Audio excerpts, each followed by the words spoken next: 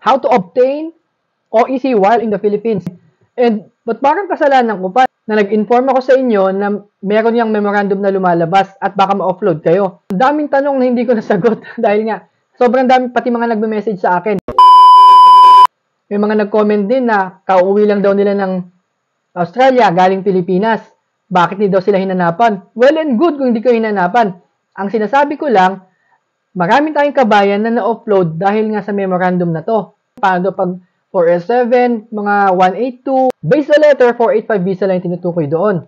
How to obtain OEC while in the Philippines. Number 1, you have to have physical copies of the following. A, contract from the company you are working with which contains your annual salary and duly signed.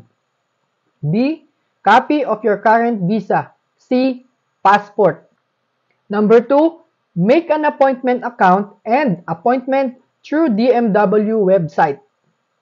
Number 3, choose closest DMW office to file for your OEC. Since taga Norte kami, ang pinakamalapit sa amin, Tugigaraw. Or kung mapada kayo Manila, Manila na lang kayo bago kayo umuwi ng probinsya.